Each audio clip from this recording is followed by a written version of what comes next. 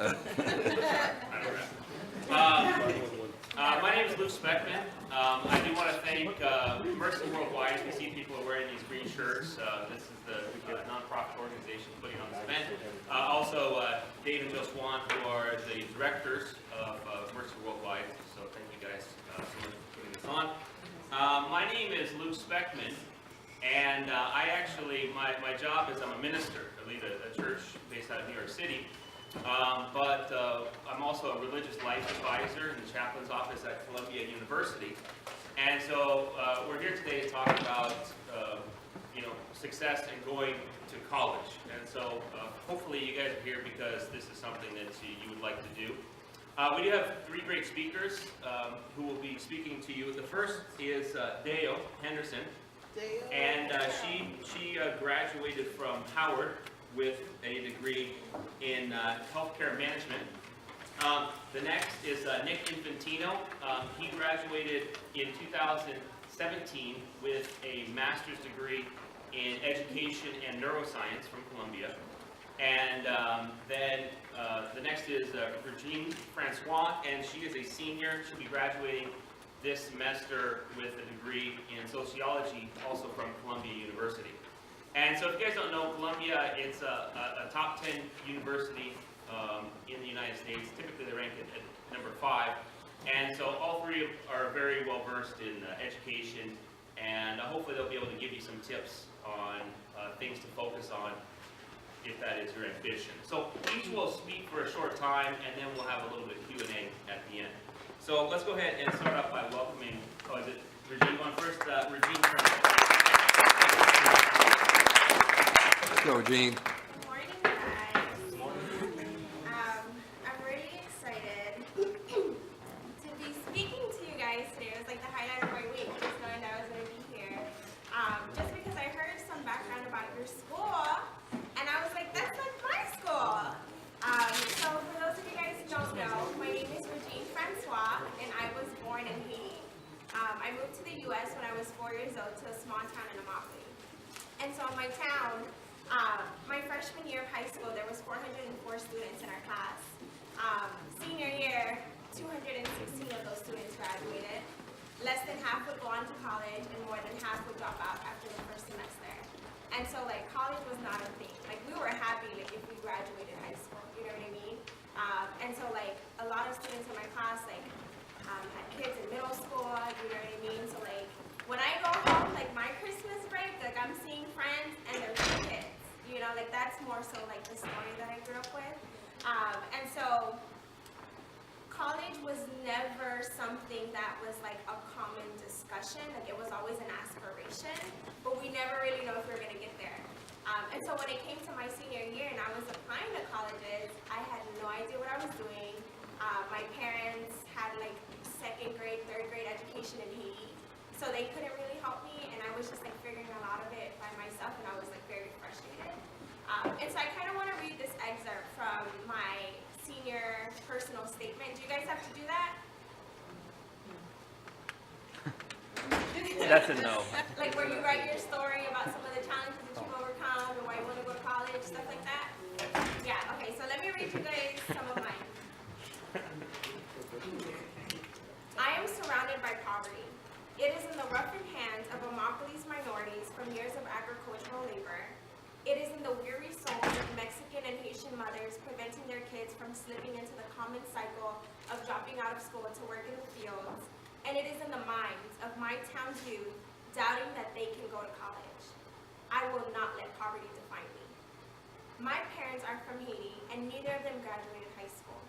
When my dad moved to America, he picked peppers in the fields, performing back-breaking work in the scorching heat for a few meager dollars that would then have to be stretched to put food on the table and pay our bills. Eventually, he found a job in road construction, and my mom became a housekeeper.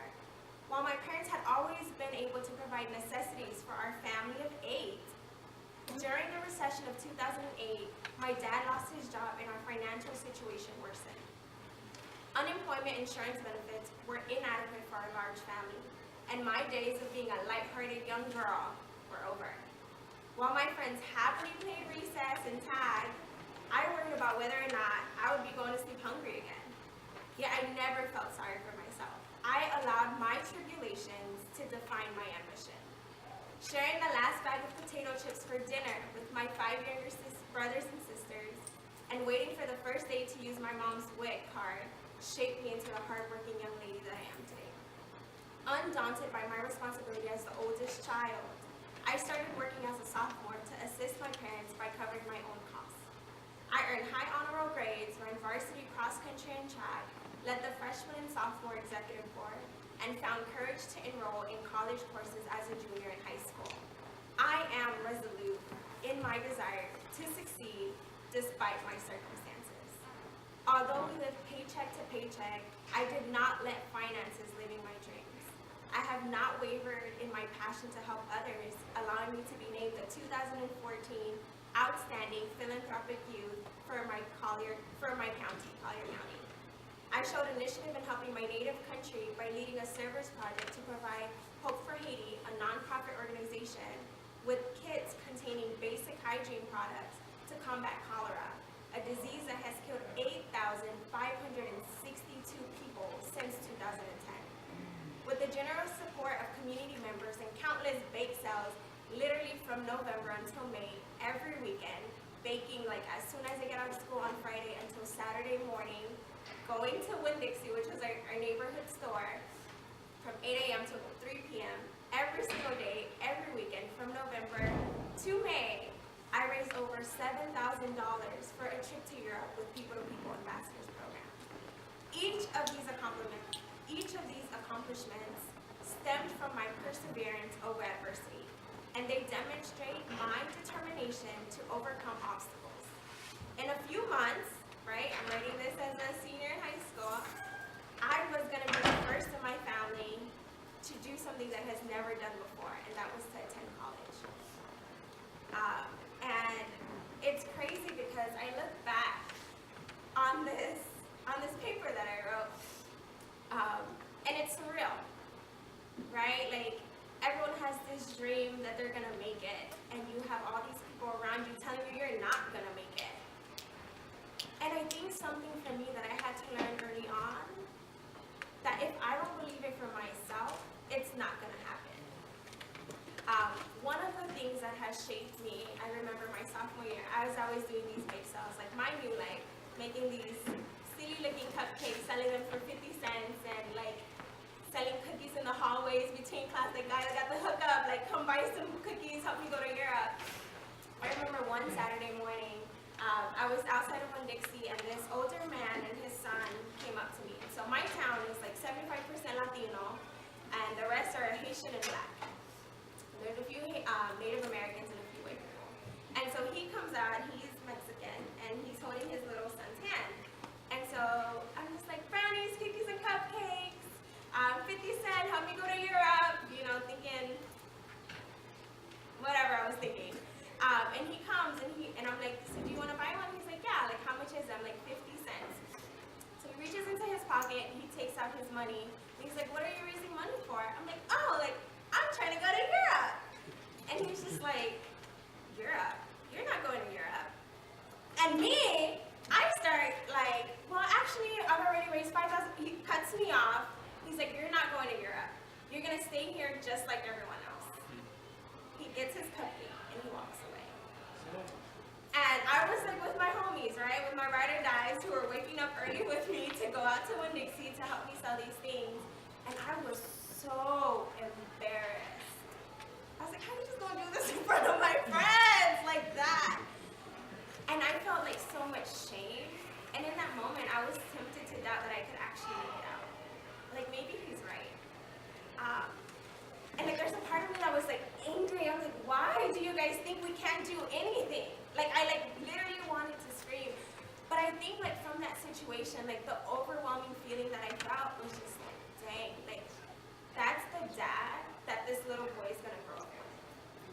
A dad whose dreams have been crushed and is projecting that onto the next generation. And I was like, you're gonna see me go to Europe.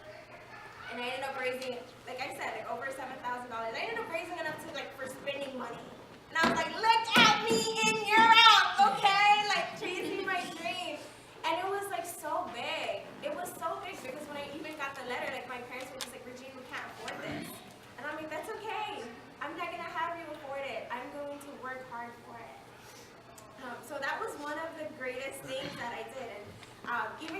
back in high school, like, we didn't have Wi-Fi. Like, we didn't have a computer. And so one of the organizations that I tutored for, I tutored kindergarten through second grade, 15 hours a week. That was one of my 3 part-time jobs, right? And so I would literally wake up around 5, help my younger siblings get ready for school. My last years of high school, I would commute like 45 minutes, 50 minutes away to one of the universities because I was taking classes. I don't know what I was doing. I just knew that I had to do a lot. Like, I didn't know what college I was looking for.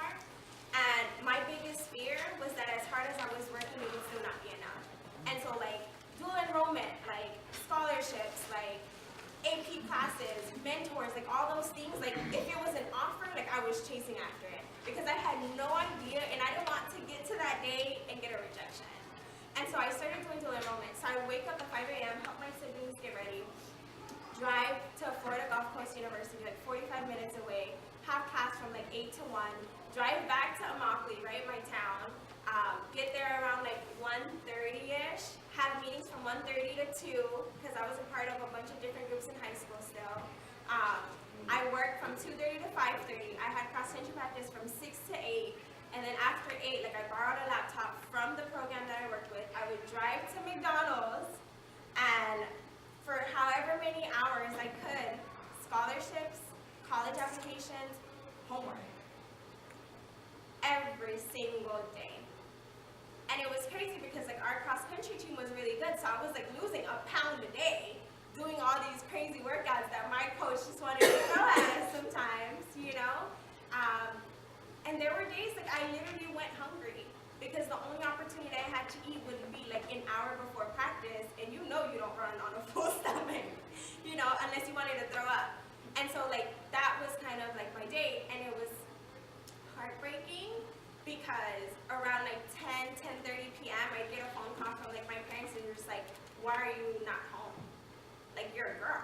Like, you need to come home and, like, take care of these responsibilities. I'm like, I have 5 other kids, you know? And it was hard.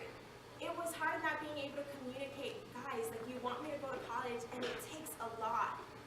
Like, it takes a lot, and I can't do it all. And there were many moments where I literally felt lost. Like, what am I doing? Why am I doing this? Is it even gonna matter? And so it was like many sleepless nights. I'm sure you guys know what that looks like. It's a lot of doubt. It's a lot of trials and tribulations. And so I remember whenever I applied to this program called Cloud Peak. If you guys have not heard of it and you have younger siblings, like, please tell them about this program.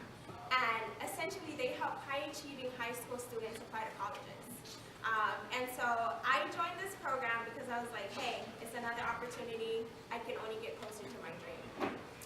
And so they basically told me, like, Regina, you can't just apply to all Florida schools.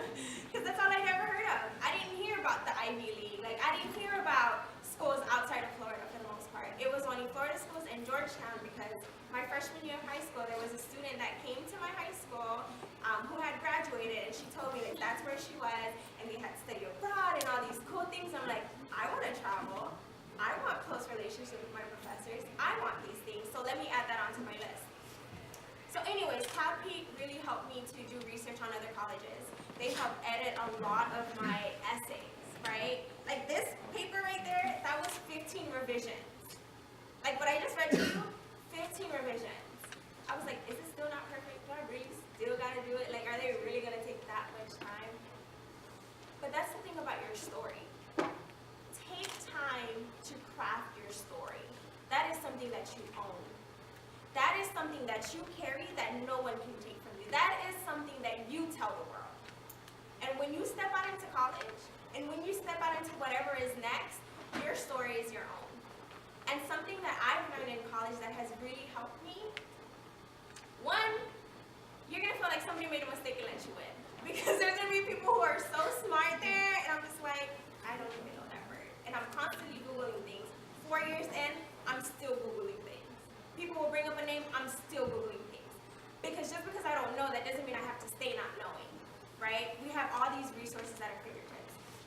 But one of the biggest lessons that I've learned, you always have something to learn, and you always have something to teach. A of people don't have your stories. A lot of people don't have my stories. You guys have my story, right? I'm sure you guys could relate to a lot of the things that I've said. Probably even harder circumstances, maybe not as hard. But this is our story. You can teach your story, but you can also learn from someone else's story. Like, I remember my first day on campus, like, I was in a line getting food, and I was with one of my friends, and in front of me, I heard this girl, she's like, oh yeah, like, my dad works for Google, I'm sure he can get you an internship. Talking to the person next to her, I had water in my mouth, and I literally, like, spit it out. I was like, what? Your parents work where? Never heard of stuff like that. And I got a chance to really learn from the people around me. And so, like, really craft that story that you have. So anyways, I'm editing this essay, sending them out, and I didn't think I was going to get into any college. And I ended up applying to 15 colleges, right? Totally scared that I wasn't going to get into any of them. And so for me, one of my biggest motivations was the fact that, like, I didn't know what counted, so I had to do everything. And that, like, pushed me like nobody's business. And so I applied to 15. The first one I got was from one of the Florida schools. And I literally remember opening up the letter, and I was just like, Mom, I'm going to college! And it was like the happiest day of my life. And my brother, super, super ratchet, guys. Super, super ratchet. He's on Snapchat, like, yo, my sister going to college, we out here, And I was just like, okay. But it was a big deal. It was a big deal. And it took a lot of prayer because, like, then I got all these acceptances. I'm like, oh, so, like, I am good enough. Now, where do I go? And so, like, when it came down to deciding for Columbia, I was praying a lot. And I was just like, God, like, I know, like, you can excel anywhere. The truth is you can excel anywhere. But I want to be where I'm going to grow the most. And so, one of my supervisors at work, she was like, yeah, like, everybody's telling you all this stuff. Like, honestly, it doesn't matter. Just put a college in your head. If you go throughout the day feeling uneasy, maybe that's not it. If you feel okay, maybe then that's the one. So I randomly put Columbia in my head. And that day, that morning, I get an email from my counselor, my high school counselor. She's like, come to the office. And, like, I was super involved in school. I'm like, somebody dropped paint. Like, I gotta go clean up after somebody. This is nothing new. Put on a random t-shirt, random jeans. I show up, and I step into her office. She's like, I couldn't tell you, please don't be mad. I was like, Miss Moss, what's going on? Like, what's going on? She's like, I couldn't tell you, please don't be mad. She grabs my hand, we walk out of the guidance office, and we step out into the courtyard. The band is playing, everybody's in this circle, and you know, like, I'm commuting to college, so I'm like, so there's a pep rally, and my friends just don't want to tell me, like, I'm not a senior about to graduate, and I have, like, one left, like, why y'all leaving me out of this? She walks me through the crowd, and I see this table set up with our high school logo and the 4 colleges that I had narrowed it down to in frames. I'm like, if someone's expecting me to make a decision, like, I don't know. I don't know where I want to go. I don't know. Anyways, I sit down. The assistant principal grabs the mic, and he's like, for some of you guys who don't know, this is Regine Francois. She goes here. She's done this, blah, blah, blah. She's always talking my ear off. That's true. About this, that, and the third. And I know she's trying to decide between Columbia, Cornell, Georgetown, and Brown, and she doesn't know, but we're hoping that this scholarship from Foot Locker for $20,000 will make the decision easier. I'm freaking out. I'm like, from where? How much? Because I've been applying for scholarships like since like August of that year.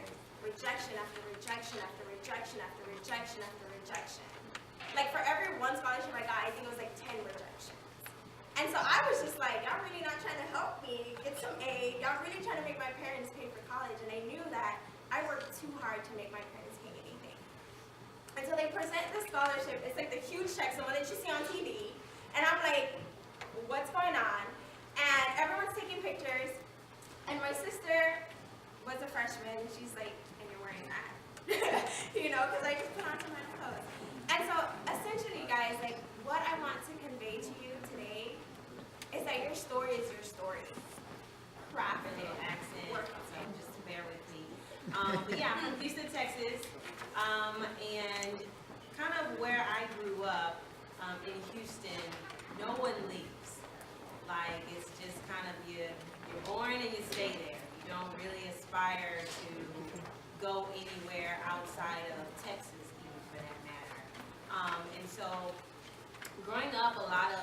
the people around me didn't really, we didn't really talk about, oh, traveling or going here or going there, what I want to do with my life. It was more so, yeah, you know, I'll probably go to community college, or I may not even graduate, I may just, you know, still drugs. That's kind of that was more the aspiration, just kind of, you know, do what you see around you, or, you know, yeah, sell drugs, become a great drug dealer, kingpin, and life will be great. And this was what, you know, surrounded me.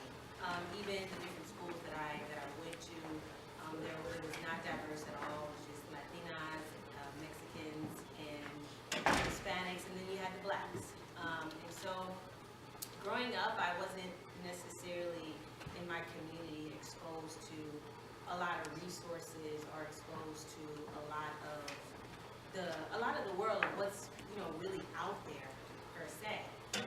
And so one of the things that I want to talk to you guys about is conquering your greatest weakness and making it your greatest strength. And the reason why I say that is because some people naturally are set up in a way where when it comes to education or when it comes to academics, it kind of comes easy. So it seems like some people just really get math and they're just really good at it. Or some people may excel in a certain subject like that. Well, that wasn't the case for me. I struggled. I am not great at math. It is one of the areas where I just like, Lord, be offense, because I don't know how this is going to go. So I have a question for you. How many of you feel like in school you have one of those subjects that are just like, Lord, I don't know. I don't think I'm going to do great. Raise your hands high. Don't be embarrassed. It's all right. Okay. So you can relate to me. Okay. This is great. This is great. So that was me. And it wasn't just one subject. It was like 3 out of the 4. It was math, history, and science. Okay. The only one that I probably, you know, was great at was probably English, because I love writing and I love reading. But the other 3 subjects, was just like, don't know what this woman's talking about. I have no idea what my math teacher's talking about. This was me all the time. I was always lost.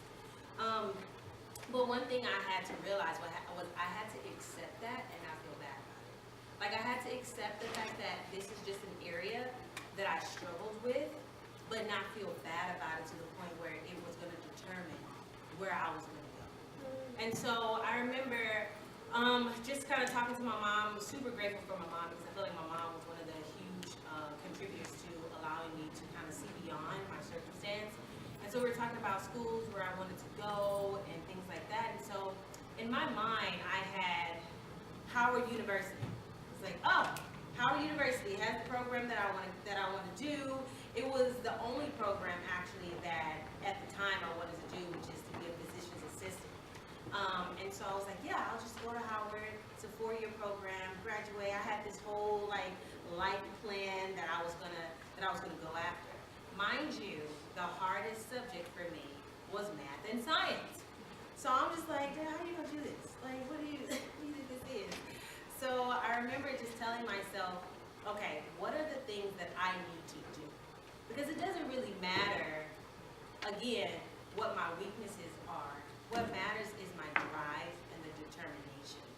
And so for me, some of the things that I realized in high school I had to face was accepting some of my weaknesses and my struggles and owning it and not being afraid of it, but really going after it and saying, okay, well, what do I do to make this a greater strength? So a lot of my high school looked like going to school, going to work, coming from work, coming home, and literally studying. I would have to study practice exams for my tax test, which is in Texas, you have your end of course exams, as some of you will be taking your end of course exams, and we call them tax tests because they were state ran tests that you had to take in order to pass. So I would just bust my butt. I would go to tutoring whenever there was free tutoring, because we didn't have a lot of money or resources to hire, you know, these great tutors. So I would have to find free tutoring sessions in the community, maybe like a local church or a library, where they had tutoring services to go to. As well, I talked to counselors, you know, I talked to some of my advisors, I'm like, hey, I'm struggling with this, what can I do? So at times times my school would host test prep to prep you for the coming exam, so I would have to go to that. And yeah, it required sacrifice and missing out on some things, but it taught me so much about making my weakness my strength. Now, sometimes you can do all of that and it still does not, you still don't see the results. I worked so hard, I still failed the end of course exams. I was just like, what is this? Like, I was so upset because I was working so hard, but yet when I took the exams, it didn't reflect all of the energy that I was putting in. But I couldn't let that stop me, and I couldn't give up. So I took them again. I worked extra hard, so okay, more tutors. You know, maybe I need to get more advice, guidance on how I'm taking this. And so I couldn't allow some of the pit stops to determine where I was going to go. I had to keep pushing forward. And so I took it the second time, and I graduated. I got high scores on it. I was like, this is awesome. Next step to getting to Howard University, this is going to be great. Now, getting into Howard University, you have to score, you know, pretty good on your SATs and your ACTs. You have to write your essays. You have to have your letters of recommendation. You know, all these different things you have to have. So I'm like trying to get them. You know, I'm studying really hard to take these SATs and ACTs. I have no idea what these words are. You know, I got this free SAT and ACT prep book that I started reading. I would read every single day to familiarize myself with these words. Went in, took it, submitted everything. I was like, this is gonna be great. I feel confident I'm gonna get in. It's gonna be awesome. 2 weeks before college is supposed to start, I get a rejection letter from Howard University. I'm like, you know what? All the odds are against me. Life's horrible. I'm just not gonna be great. Like, what is this? I'm trying so hard to just be great in life, and everything is stacked against me. How many of you feel that way before? Like, you work so hard, but yet you don't see the results. Raise your hands high. It's okay, don't be embarrassed. Yeah, so a lot of us here, we work so hard, but then you're like, okay, well, where are the results? You know, like, what is this? So I ended up having to make a decision. Like, all right, Dad, you didn't get into Howard University, and now you're 2 weeks before school starts. What are you going to do?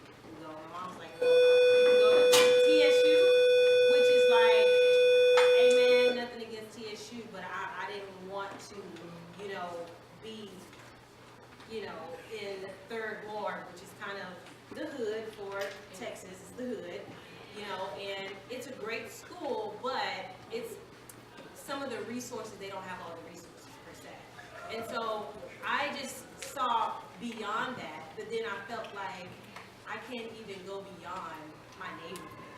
Like, I have to resort to just staying here, like, what is this?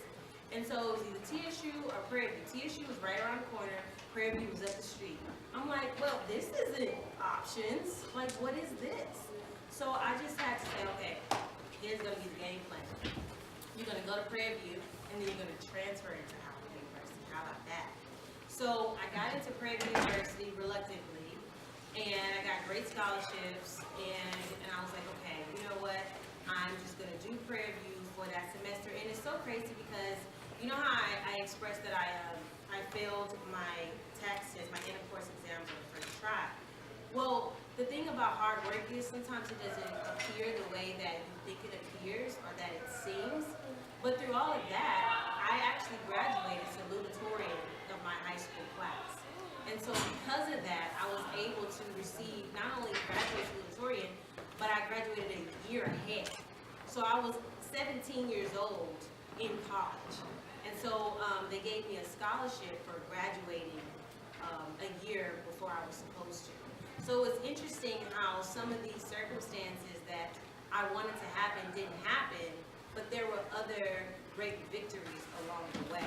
I may not have gotten into Howard University, but that scholarship that I got right after I graduated helped me pay for my freshman year at Prairie View, money that I actually really didn't have. And so I went to Prairie View University. I had a game plan in mind, and midway through my Prairie View, midway through, I was like, oh, it's time to apply to transfer to Howard University. And I didn't have the grades because I was partying, I was staying out all night, all that hard work, I lost sight of what I was supposed to be doing. So I had to be like, all right, Dale, you don't have the grades right now, but the deadline is coming up. You need to get the grades. So I literally just stopped everything. I started going to class, school, work, just being focused again, and I applied. And I remember sitting with my friend, and I got an email from Howard University. And I was like, oh my gosh, I just think this is the results. Like, what do I do? I was like, oh snap. So I opened it and I got this, congratulations, welcome to Howard University. So I was like, life is great, this is awesome, praise God, all this hard work finally paid off. So long story short, guys, what I really want to challenge you all with is your circumstances don't define who you are. You define who you are. And yeah, things are not always going to fall into place. Things are not always just going to happen for you. You have to make it happen. And one of the things that this entire process taught me was I didn't come from privilege or a great advantage. I had to see beyond my circumstances. Even when all the odds were against me, even when I got rejected, even when I did not pass my end of exams, like I had to keep pushing forward and I had to keep persevering. And so one of the things, if anything you take from this, is I'm not one of those kids or students or people that you see that was like, oh, she made straight A's and you know she did good because she made straight A's. No, I worked really hard. And a lot of times we don't want to work hard. We want to do the bare minimum and it doesn't work. You know your weaknesses, go after them. Make them your strength, and they will work for you. So the sky's the limit if you're willing to do the work, and just know that you are not your circumstances, you just have to persevere. Thank you all. All right, guys, how you feeling? You guys are still with us? Tired? I know it's rough in the morning. I have a hard time in the morning too. Not a morning person. But I've got just one more for you. I'm gonna try to make it quick. So mine's going to be a little bit different, and I'm just going to talk about when you get into college, what you got to do. The way it's going to be different than high school, the things to look out for, and the things to take advantage of. All right. So for me personally, I didn't really have a whole lot of adversity and like too many challenges getting into college from high school. But let's give it up one more time for Dale and Jinx. They did an awesome job.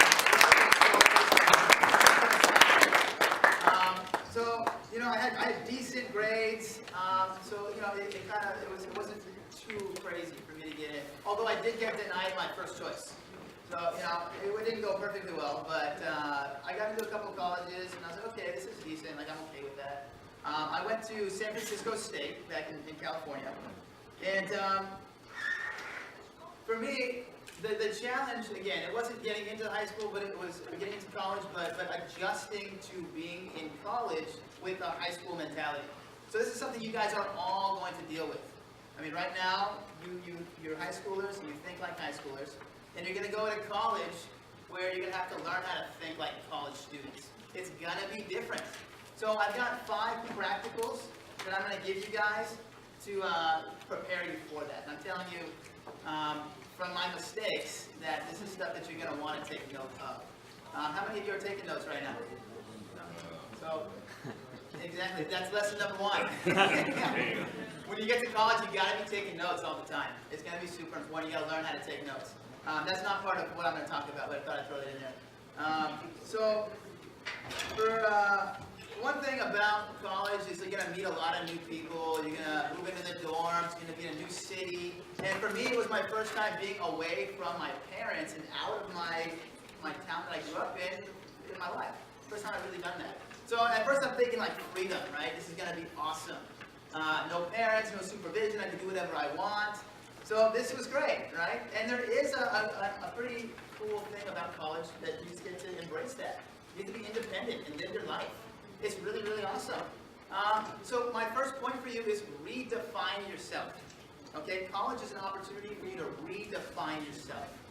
Now, I was kind of like a little bit of a jokester in high school, just kind of like messing around a lot, and I thought like, you know, that's gonna be me in college. And I'm gonna crack jokes in class, and I'm gonna make a bunch of friends, and I'm gonna be like super popular, and go to all the parties, and that sounds pretty good, right? So I kind of went after that, and that was sort of my attitude in the beginning of college. So one day, I was in the cafeteria, right? And you guys hopefully will have great cafeterias when you go to college. So that's also open 24/7. And you can usually take stuff out to your dorm room, like stock up on peanut butter and jellies, and like some pizzas and some fruit and stuff. So me and my buddy, one of my friends that I had made in college, we decided to take all the oranges from the dining hall. So I literally like had my shirt and I just filled it up with oranges, like, you know, being just, you know, high schooler, still mentality, you know, whatever. So I had this big shirt full of oranges, and I'm running around, and I start throwing them. Like, yeah, this is awesome, like, you know, messing around, having a good time, laughing. So me and my friend, we are going up his stairwell to his dorm. We're on the 6th floor, right? And I'm throwing oranges at the wall, and they're like exploding. This is so cool. Yeah, and then I realized that, oh man, what would be great if I could just throw it off the building and into the street. Like that now we're talking, right? Alright, so back to me throwing oranges off the 6th floor. So I'm doing that, and this girl from the floor comes out of the balcony. She's like this little blonde girl, and I kind of impress her, and you know, be that cool guy throwing oranges off the balcony.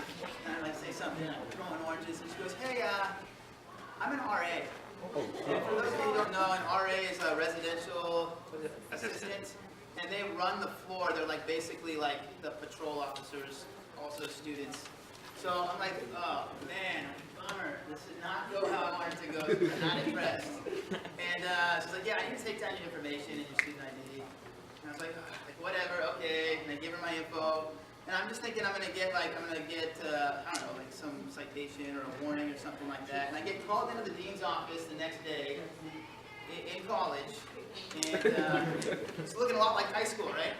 Yeah. So I get called into the dean's office, and then they give me this letter, and it basically says that I'm expelled from the dorm buildings.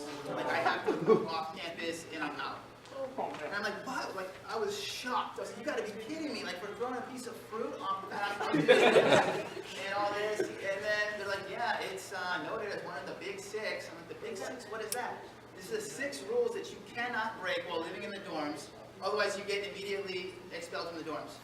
And sure enough, I go to my dorm, and there's this big paper right at the entryway with 6 rules you cannot break. And I'm like, oh, geez, like that. You got me, you know? I just wasn't paying attention, and just like that, I'm out. I had to move 40 minutes away from my college and live with my retired uncle. He's like 68, out in the middle of nowhere, with no friends. It was not a good experience. Not worth it, right? Not worth it.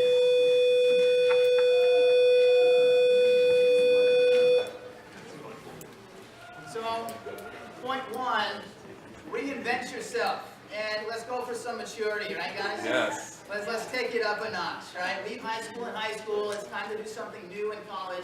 It's an incredible opportunity to start over and make yourself something great, right? Don't be fake, but like let's have high aspirations and be better, right? Cool? Sound good? Yeah. All right. So now remember my friend who I'm throwing the oranges with, right? Like he wasn't really supporting me trying to be more mature. Like, it's my fault, but this is the type of people I was surrounding myself with too. So my second point for you is choose your friends wisely. Okay, who's here for our speaker, Chanel Anderson, 2 weeks ago? Chantel. Yeah, so this was a huge point that she made was check who you link up with, because they're going to determine where you end up. So choose your friends wisely. And I want to tell you a little story about a girl that I knew in college. And she was doing super well. She had great grades. She had a scholarship for volleyball and an internship at the UN, United Nations. So she was like doing great things. You know, very like clean cut, like honest. She's still like a lot of fun. And I saw over the course of time, over like a couple of years, she started hanging out with the wrong crowd, kind of like the party crowd. And, you know, just partying a lot, drinking and doing stuff like that. And one night she's at some people's house who are part of this scene, and they're cooking fondue, and the fondue pot explodes, and boiling on fire oil goes all over her body, and she is probably intoxicated. I wasn't there, thank God. And she throws herself off of the balcony to try and put out the flames, and like breaks her shoulder, her collarbone, some ribs, and then on top of it, she has third-degree burns all over her body. So from there, she went into a depression. She got deeper into partying and using drugs, lost her scholarship, dropped out of college, and is now homeless. It's a true story. So, you know, it may seem like fun and games at the time, but you've got to watch who you hang out with and what environments you're putting yourself in. It can literally make or break you. So link yourself up with people who are going in a successful direction. And they can still have fun too. I'm not saying just be with a bunch of nerdy people. There's people with ambition, with vision, who are go-getters, and who also have a good time, right? But you've got to really think about that and make some deliberate choices. So that's two. Choose your friends wisely. So having a social life in college is great. It's a huge part of college to network and to meet people and have a good time. And you're on your own. You get to do things like that. Not the bedtime anymore. So be careful with that. But there is also, of course, the academics, right? So we're going to talk about the academics a little bit. And my third point for you is to build strong study habits. High school is going to be, college is going to be different than high school. It's a whole nother level. You're not forced to be there. You pay to be there. Like out of your own pocket. You don't have to go to class. No one's going to force you. So this changes your mentality and your attitude toward your schoolwork. You gotta want to do it. You have to build your own study habits and discipline. So my first recommendation for you with your study habits is get a planner, right? Get a physical planner where you can look at it and write this stuff down by hand so you remember it. Or get an app and let it remind you of all the different things you have to do so you don't have to open it. Like one thing about planners is if you don't actually open them and read them, they're no use. But they have these great apps now where it'll just notify you of everything you're supposed to be doing and stick to your plan. Procrastination is huge. How many of you are procrastinators? I am, big time. I remember one time I waited till the last minute to do my final essay for one of my classes, and I was literally up for like 24 hours. So I'm just like, I come into class, I'm like dizzy, I'm feeling sick, and I finally turned this thing in, and I didn't get a great grade on it because I procrastinated.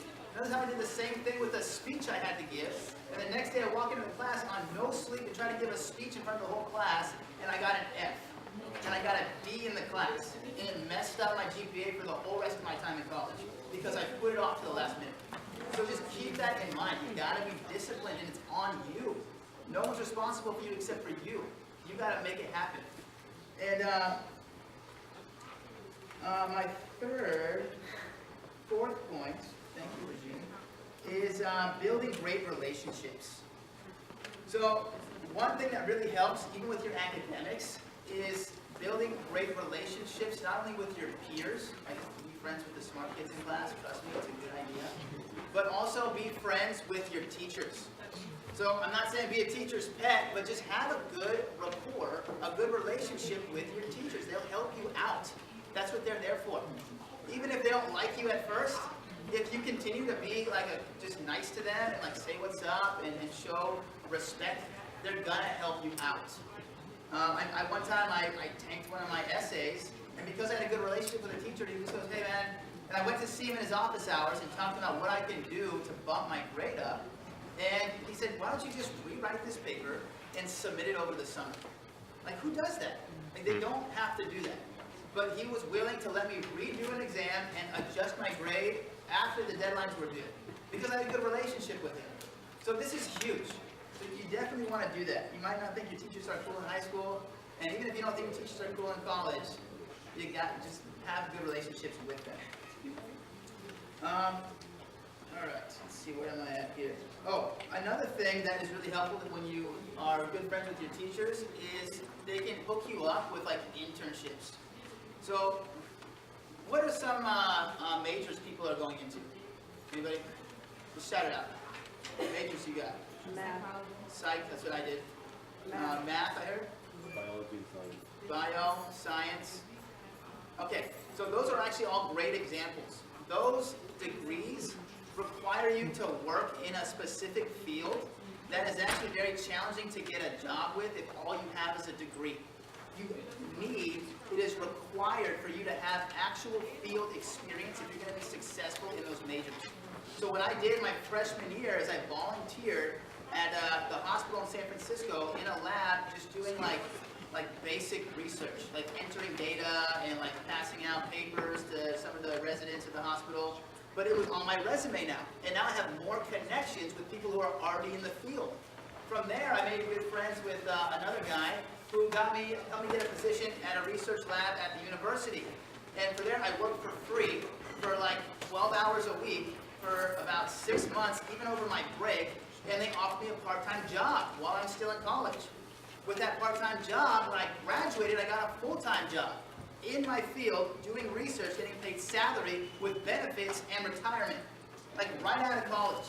And it's all because I was willing to just volunteer my time to work and get the experience, and I created good relationships with the people who were around me, who could help me out. So you gotta be smart about this. My last little point for you here is, and this is kind of a phrase, and if you could take one thing from what I'm telling you, this would be it. College is not all about what you know, but it's about who you know and what you do. So again, the degree is only going to get you so far. College is, you're going to learn much more in college from the people around you and from the experience that you have in your field, while you build your character and learn how to work hard personally. That's invaluable. And through the actual field experience you get in your major by connecting with your teachers and the different connections they have in the community to get you a job. So guys, it's not what you know, but it's who you know. So network, network, network. Super important. All right, guys. So another thing that we offer here with the Mercy program is mentoring. There's people that you can talk to and start to develop that network. That can give you advice and get you different connections, even when you go off to your different colleges. So if you don't have how many of you already have a mentor from our program? Nobody. Okay, great. So what I want you guys to do now is pull out your phones. And text this number and just tell us your name, a little bit about yourself, like your major, what you're interested in, and we'll connect you with a mentor. And if you want more information about it, you can talk to us, but I'm going to give you the number right now.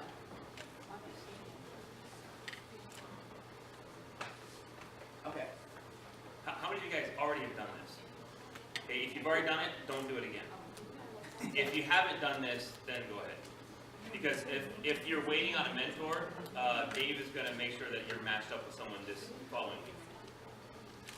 All right, awesome. So for those of you who don't have this, who have not done this already, the number is 929-456-3729.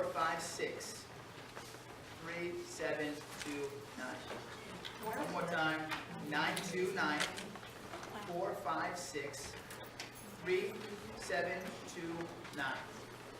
And again, text your name, a little bit about what you're interested in, and we'll get you hooked up.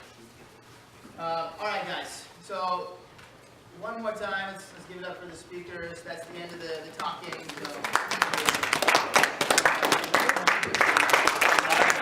Yes, thank you, Nick. Thank you, Deo, and thank you, Regine. Okay, so how many of you guys are excited about some of the stuff that they said? How many of you are excited that you're not in class? Exactly. So we're just going to go ahead, and the longer we're here, the less you have to be in class, so hopefully that at least will excite you. So right now, we're going to have a little bit of time for question and answer. So would you three mind coming up here? Maybe just you can grab these chairs or another one, just kind of sit right here. Let me go ahead and pass these around. If you want, just feel free to take one and pass them around. Actually. And as Nick mentioned, there's a number of different people who are in here with a short little blurb about them, not really a bio, who have volunteered to be mentors. Some of you guys already texted that information, and so we're trying to make sure that we get you paired up with someone who would be helpful for the direction you want to go. So a lot of people say, well, you know, I want to go this direction or this direction. So we're trying to find someone who has the time and experience in whatever direction you want to go. So what schools do you want to go to? What school do you want to go to? New Jersey Tech? UCLA? Great. Villanova? No, Syracuse. Syracuse? Okay. Where's you going to school? Harvard? Beautiful. Good choice. What? Here, look in the back real quick at those pendants. On the top row, which one's missing? What's the blank there? Anybody know?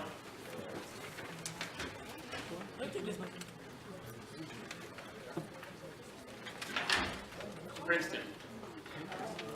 New Jersey. Down the street. Are those the Ivy League schools?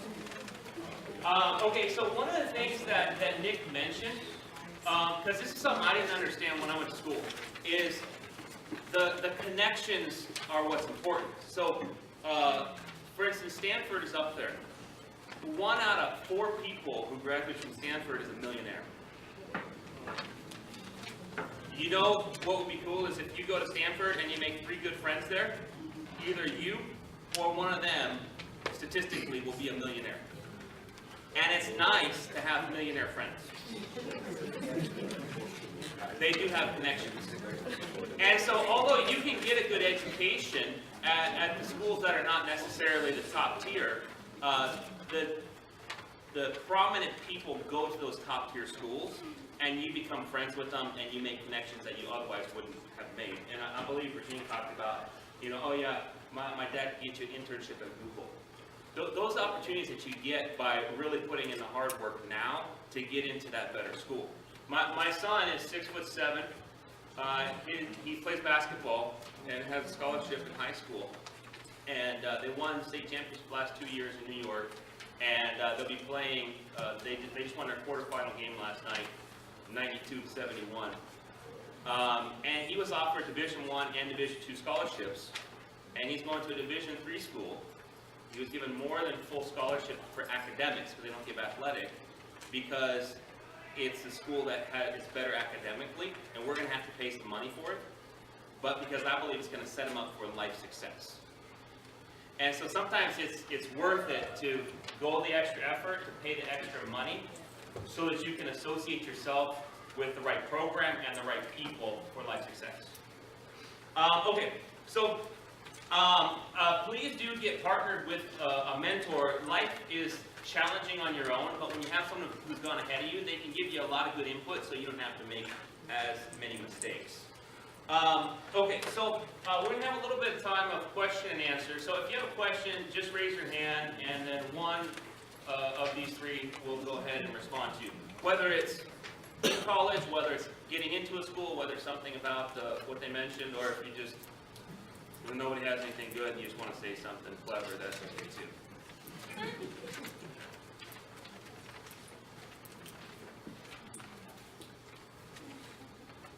You got it? Gotta have something. Next question. You can ask a question. For Regine, would you say that all of the work and toil you went through in high school, like looking back now that you're almost done with college, was it all worth it to go to where it got you? That's a really good question. Yes. And I say yes because it sucked. Like it totally, completely sucked. And there were so many moments where I wondered, like, is it even worth it? But I've gotten a chance to do so many cool things in college. But college is lit, guys. Like, college is so lit. Like, and it's not just because you're actually learning things you care about, but the people that you meet. Like, you literally don't know who you're sitting next to, like, their life stories. Like, food. Oh my gosh, and I love food so much. It's just free food everywhere. Like, they will literally host events just to give out free food. Like, it's incredible. And I think, for me, like, I got to study abroad and go to Chile and do research for 4 months. Like, I got to do an internship with a community organization in Uganda. You know, and Columbia paid for it. You know what I mean? Like, there's so many resources that are there to set you up, and so I think of where I am now, and I think of where I could have been, and I'm just so grateful.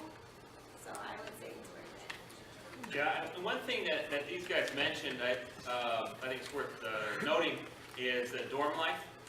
I was really laughing that Nick got kicked out of his dorm because I did a lot of worse stuff than that. I never got kicked out, although I did have to go to the dean once or twice.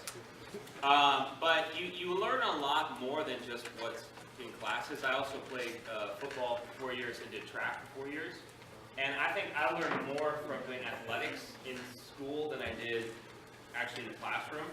And then the connections you make again are one of the key things. But dorm life is so awesome. If you have the chance to go away, even if it's close by, but to stay in the dorms, you get a much different experience than if you're a commuter, which I would recommend, but you will likely get yourself into a little bit more trouble, but hopefully you learn from that too. What not to do is valuable experience. Okay, who else? So I know someone's got some questions. Yeah, I have a question for, I thought it was me. Nick? Yeah. You said you majored in psychology, right? Yeah. So when you majored in psychology, was it like the science classes got harder? Like, 'cause you know you could take, like say you take a psychology class, you have to take a minor that's like based off that. Like, did it make it harder? Or? Yeah, like for me, I'm not really a big science and math guy, but there is some of that with psych, but it's mostly like statistics, because in psychology it's research. And then there's biology too. You do like physiology. So like that's why I did neuroscience in my master's, because I got really into the physio. The thing with psychology is just such a broad field. There's so many different directions that you can go with it. That's why, again, it's so important to get the internships. And I learned after doing 6 years of research throughout college, like what I was talking about, and after, that I didn't want to do research. So, yeah, it's definitely one of those ones you got to specialize in. So just pick what you like best within that larger field, and that goes for any of you. And just try a couple things. You don't have to be totally sold on it, but just do it and see if you like it or not. Like, that's how you know what you're actually going to want to do for the rest of your life. So I don't know if that answers your question. Yeah. Yeah, and the majority of people end up changing their major anyway, so if you get into it and take a couple classes and you realize you don't like it, totally fine to jump ship. Yeah. Okay, so based off of what you guys said, I want to know like how do you keep pushing yourself to keep going? Motivation, okay? Yeah, so I think what helped me, like, just continue to keep going was remembering that I can't be anything alone. And so, as long as I had that mindset and I didn't allow my circumstances to define who I am or where I was going to go, it gave me the motivation because I always believed that it is possible. I think once you lose sight of the fact that it is possible, you lose motivation because you lose hope. And if you don't have hope, well, then what's the point of doing anything? You know, anyway, you start getting that mindset of, well, what's the point? What's the point? I'm not going to succeed anyway. I'm not going to make it anyway. It's like, so you lose your drive. But if your mindset is always it is possible, failure is not an option, then even when you are rejected, like me, I was rejected in a lot of different ways, because the mindset is it's still possible, it helps me continue to persevere. So I think perseverance, even when things are not ideal, because they're not going to be ideal, they're not always going to go the way we want them to go, but that's okay. It doesn't mean like you fail, it doesn't mean that it's not possible. It's okay, I just have to think of another solution around this. And so it's just being solution oriented and not allowing the circumstances to deter where you're going to go. Great, thank you.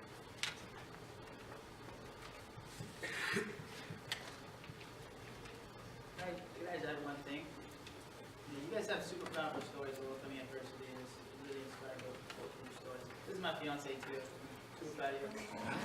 I told them today I'm going to be in their engagement pictures, like. But one quote that I heard that I thought was, but one quote that I heard that I thought was super inspiring for me even now was discipline over motivation. right? So even some days you're gonna wake up and you're like, man, I don't wanna do this. This sucks, like, I don't wanna do this anymore. But it's just a stage, you know? Like, usually you get over that and the next day you're like, yeah, it's not that bad. Or you look back on things that you thought were horrible and it was the worst thing ever and you wanted to drop out, and you're like, you look back on it, you're like, that wasn't that bad, I probably could have done more. And that was one thing I came out of college thinking and almost regretting, that I didn't do more, or I didn't try harder when times were tough. Because it's temporary. It's temporary. So sometimes you gotta just push through. And what I was saying is you just don't stop. You just keep going. It's a maturity thing too. That's what you'll learn. That's why college is also about building character.